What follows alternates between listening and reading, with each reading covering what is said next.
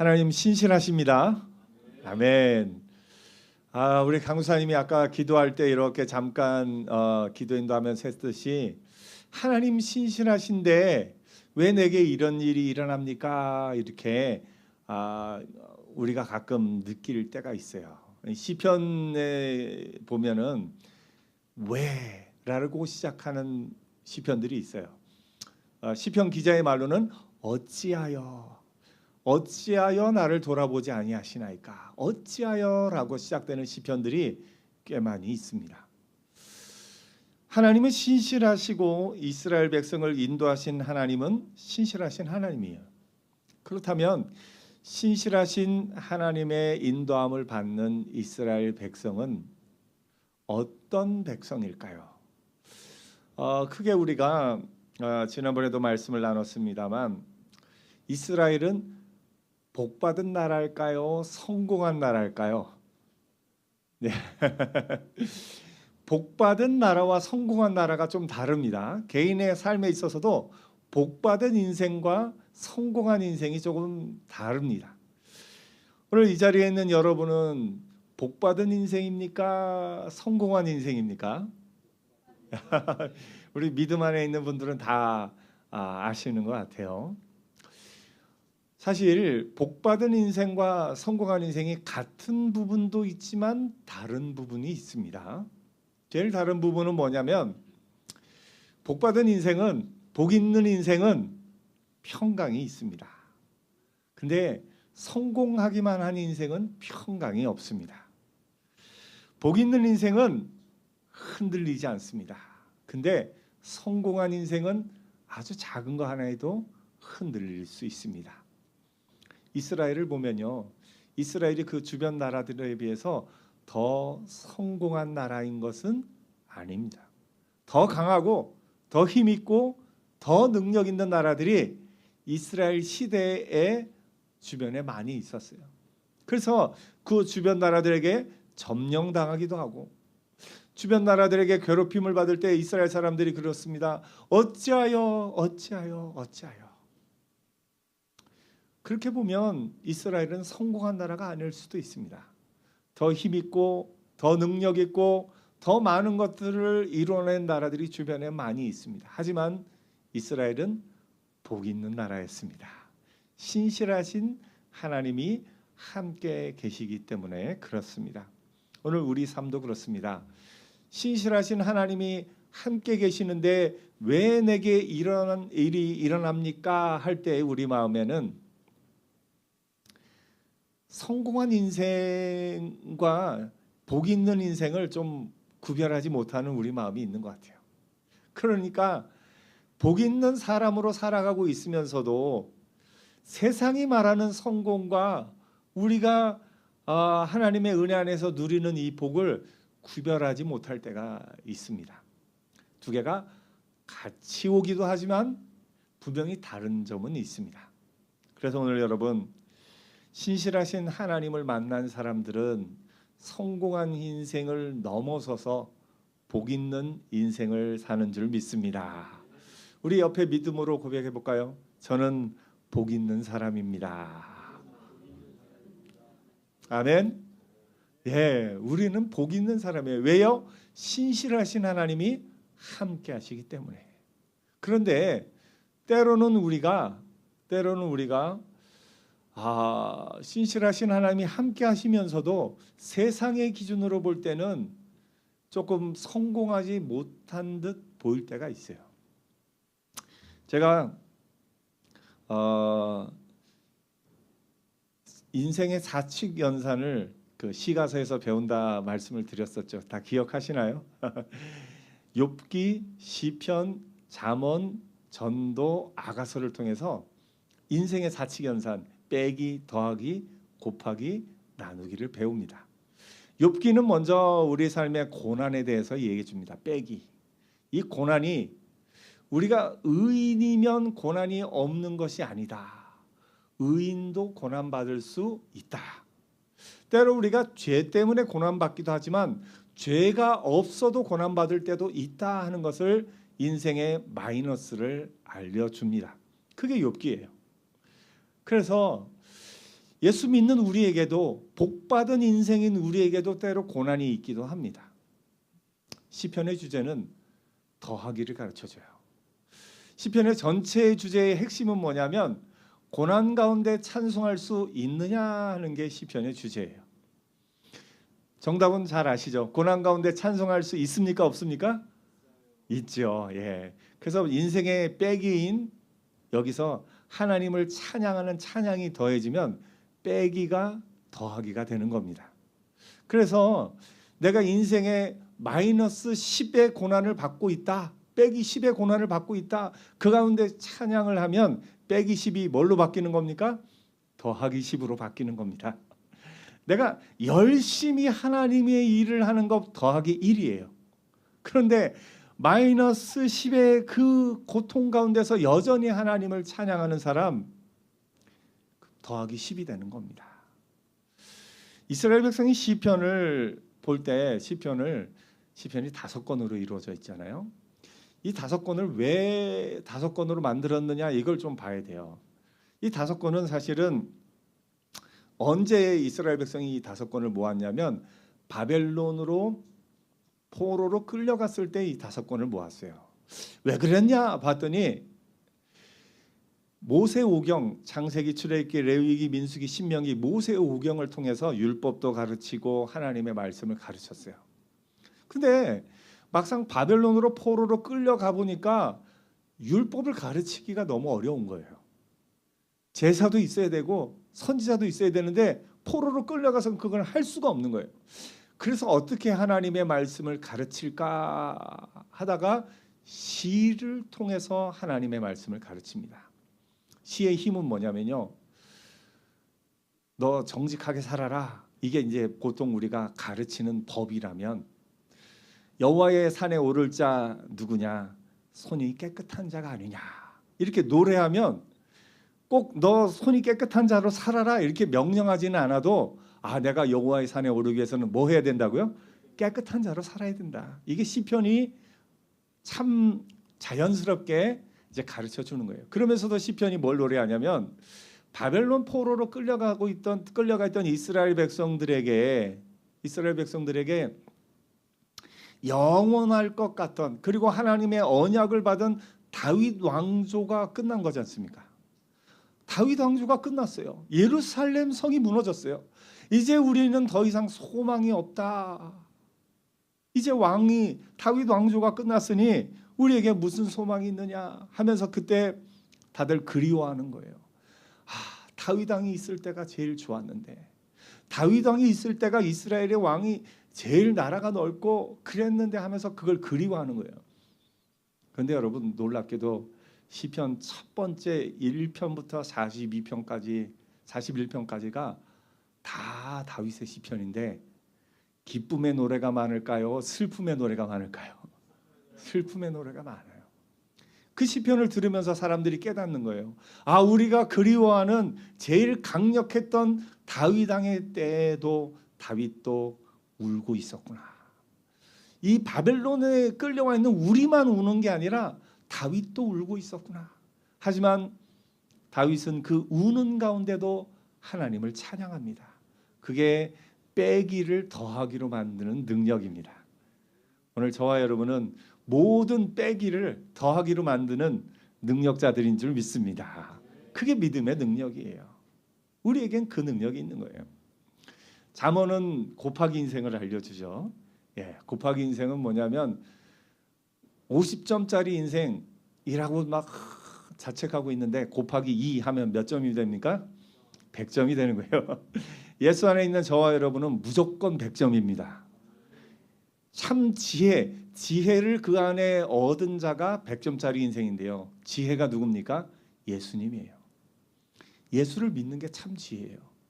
그러면 우리 인생 가운데 내가 다른 사람 보기에는 몇 점짜리 인생을 살았느냐 상관없이 예수를 믿으면 여러분은 이미 100점짜리 인생을 살고 있습니다. 옆에 한번 얘기하세요.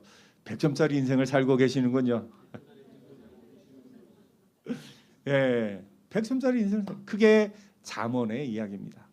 전도서는 뭡니까? 나누기를 알려주죠. 다른 사람 앞에 99점짜리 인생을 사는 것 같은데 하나님을 창조자 하나님을 기억하지 못한 사람은 99 나누기 99 빵점에 가까운 1점 아래로 내려가는 점수가 되는 겁니다. 하나님을 모르면 모든 인생은 헛되고 헛되며 헛되고 헛되니 모든 것이 헛되도다. 이게 전도서의 가르침입니다. 그리고 마지막으로 아가서는 더하기 빼기 곱하기 나누를 했으니까 마지막에 이퀄이죠. 이퀄. 모든 것은 사랑이다. 인생의 모든 궁극적인 목적은 사랑하는 겁니다. 아가서에는요 하나님의 이름이 안 나와요. 아가서에는 하나님의 이름이나 그런 것이 전혀 안 나오는데 아가서가 하나님을 알려줘요. 사랑이 알려주는 거예요. 사랑. 하나님이 사랑이시고 그 사랑을 우리가 알고 있는 거예요. 그래서 인생에 가장 잘 산 사람은 어떤 사람이냐? 사랑하며 산 사람이에요. 한 명만 사랑한 것이 아니라 더 넓게 사랑하며 사는 사람이 잘 사는 사람들입니다.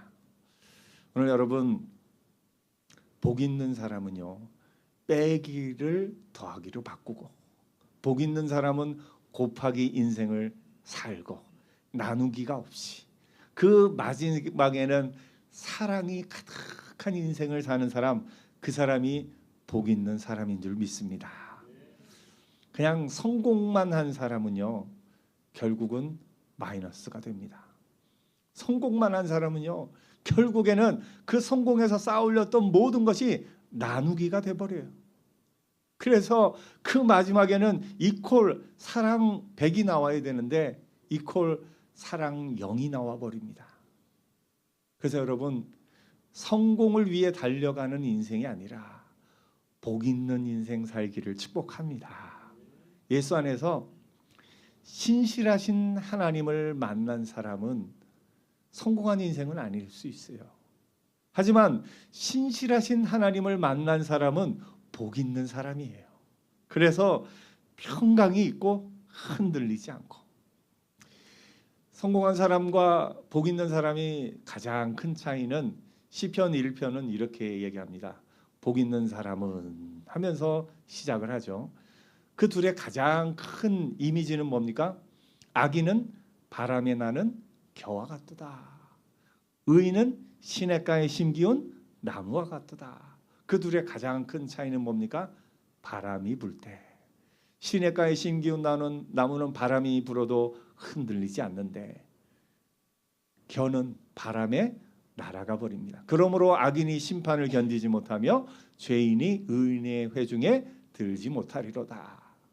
그래서 성공만 한 사람은 바람이 불면 날아가 버려요. 이 바람이 뭡니까? 인생의 고난 가운데 성공만 한 사람은 날아가 버려요. 하지만 복 있는 사람, 신실하신 하나님을 만난 사람은 바람이 와도 끄떡없습니다. 그 바람 가운데 최고의 강한 바람은 뭡니까? 죽음이라는 바람이에요. 죽음이라는 바람 앞에 견딜 수 있는 세상 사람은 없습니다. 죽음이라는 바람 앞에 모든 사람은 다 죄인들, 악인들은 날아가 버립니다. 그러나 예수를 믿고 하나님의 은혜 안에 있는 우리는 그 바람 앞에서 죽음이라는 바람 앞에서도 견고히 서 있게 되는 줄 믿습니다. 이게 복이 있는 인생이에요.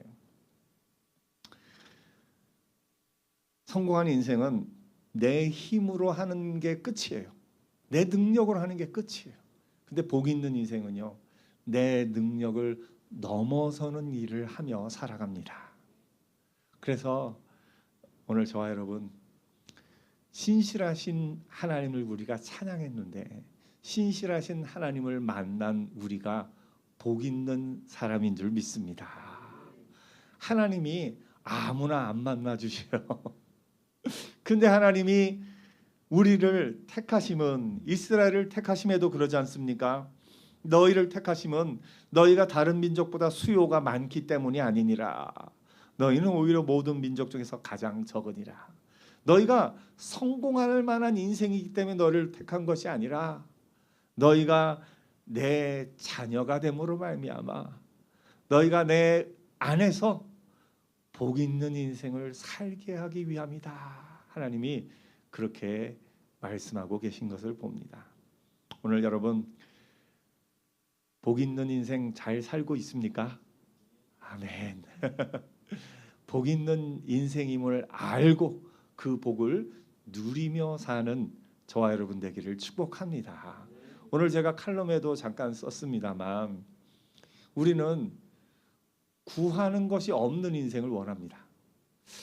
그냥 구하지 않아도 필요한 거 다 있고 다 채워지면 얼마나 좋을까 이런 생각을 잠깐 해봅니다. 그게 좋은 것 같아요. 근데 사실 이 세상에 구하지 않고도 살 수 있는 인생은 아무도 없습니다. 누군가는 모두에게는 다 필요한 것이 있어요. 구해야 되는 것이 있어요.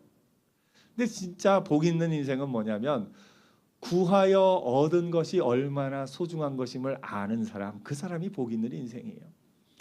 구하기 전에 얻은 것은 기쁨과 감사가 없습니다. 그런데 구하여 얻은 것에는요 기쁨과 감사가 있어요. 그래서 하나님이 우리에게 그렇게 주시는 것 같아요. 제가 저희 아이들에게 가끔 아이가 필요하기 전에 물건을 사줄 때가 있어요. 아이가 필요로 하기 전에 사주면 좋아하는 것 같지만 진짜 필요할 때 사주는 거하고는 좀 달라요. 그냥 내가 먼저 알아서 뭔가를 사주면 고맙다고 막 이 연기를 좀 합니다. 근데 저기서 굴러다니고 있어. 나중에 보면 그래 필요가 찰 때까지 좀 기다렸다 줬어야 되는데 내가 너무 마음이 급했구나 이런 생각이 들 때가 있어요. 근데 아이가 정말 필요할 때 저희 딸이 가끔 저한테 전화 올 때 뭐 이렇게 사 먹어도 돼요 할 때 정말 필요할 때 그래 하면은 1,000원짜리 하나를 먹으면서도 너무 행복해해요. 야 그렇구나. 필요할 때 줘야 되는 거구나. 하나님도 우리에게 그러실 때가 있어요. 그냥 하나님이 탁 채워주실 수 있지만 조금 기다리실 때가 있는 것 같아요. 우리가 구할 때까지 기다렸다가 구할 때 주시는 또 은혜가 있습니다. 그래서 우리의 삶은요 복 있는 인생은 어떤 인생이냐면 구하지 않아도 다 채워지는 인생이 아니라 구하여 얻은 것의 그 가치를 아는 인생이 복 있는 인생이에요. 내 팔이 건강할 때는 이게 고마운 걸 몰라요.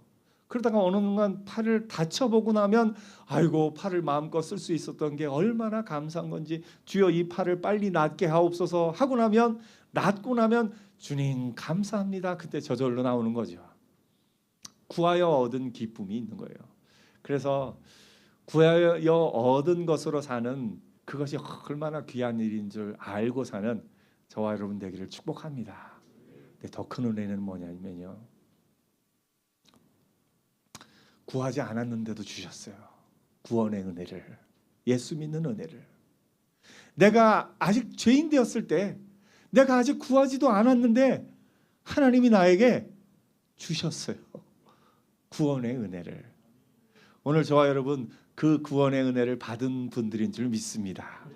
구하지 않은 것도 주셨는데 이제 우리에게 남은 건 구하여 얻은 것을 넉넉히 누리며 사는 것, 그것이 우리의 복 있는 삶인 줄 믿습니다. 세상에 성공한 인생은 아직도 부족하다 하면서 계속해서 욕심을 가지고 부족하다 말하며 사는 것이 세상에 성공한 인생인 것 같지만 예수 안에서는 우리는 부족함 없으리로다. 여호와는 나의 목자시니 내가 부족함 없으리로다. 그 믿음으로 사는 저와 여러분 되기를 축복합니다. 부족함 없는 것을 우리 삶에 현실적으로 고백하는 것은 뭐냐면 충분합니다라는 말이에요. 여러분 눈이 큽니까 작습니까? 충분합니다. 여러분 돈이 많습니까 적습니까? 충분합니다. 키가 큽니까 작습니까? 충분합니다. 예, 우리 삶에 있어서 다른 사람과 자꾸 비교해 가지고 많다 적다 그거 가지고 괴로워하는 것이 아니라 하나님이 내게 주신 은혜가 충분하고 내가 또 구하여 얻은 삶이 충분하고 그 은혜 가운데 복 있는 사람으로, 성공한 사람이 아니라 복 있는 사람으로 사는 저와 여러분 되기를 축복합니다. 사랑해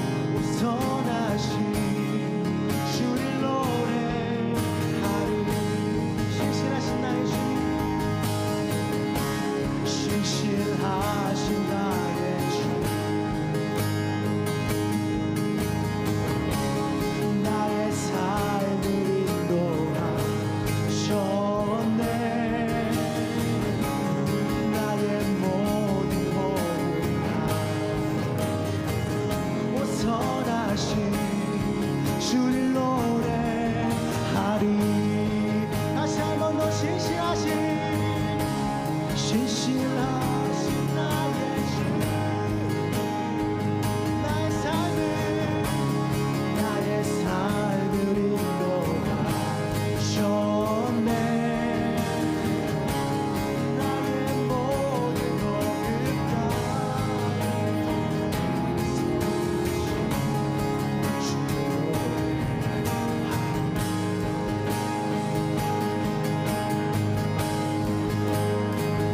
우리 이절로 고백할까요? 사랑해요. 나를 인도하신 주님, 고난 중에도 나와 함께 하셨네. 내 아버지 되시며 내 친구 되신 주, 나의 삶 주님 안에 있네. 신실하신 나의 주, 나의 삶을 인도하셨네. 나의 삶을 인도하셨네. 나의 모든 노릇과 선하신 주를 노래하고 다시 한 번 더 신실하신 나의 주, 나의 삶을 인도하셨네. 나의 모든 어긋나 선하신 주를 노래하리. 주님의 선하심이 날 인도하시네. 주님의 선하심 날 지켜주시네. 주께 엎드려 모든 삶 주님께 드리네. 주님의 선하심 날 인도하. 다시 한 번 더 주님의 선하심 날 인도하시네. 주님의 선하심 날 지켜주시네. 나의 모든 것 주님께 드리네.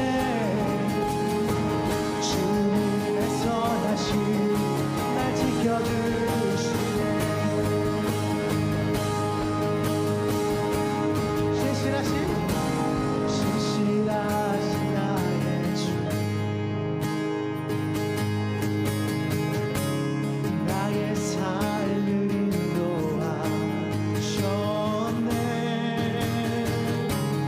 나의 모든 어긋 땅에 오선하신 주를 노래하리. 신실하신 나의 주, 오 나의 삶을 인도하셨네. 오 모든 어느 땅에 선하신 주를 노래하리. 우리 마지막으로 신실하신 나의 주, 나의 삶을 인도하셨네. 오 나의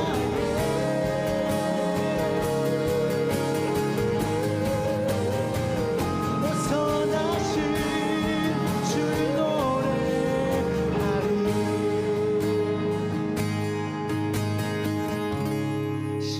신실하신 나의 주님,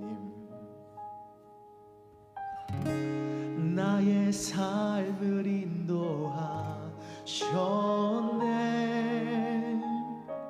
나의 모든 호흡 다해 오선하신 주를 노래하리. 우리 마지막으로 신실하신 나의 주님, 나의 삶을 인도하셨네.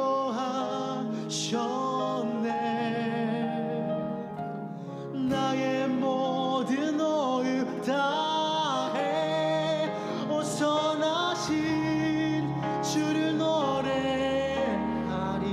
오선하신 주를 노래하리. 오선하신 주를 노래하리.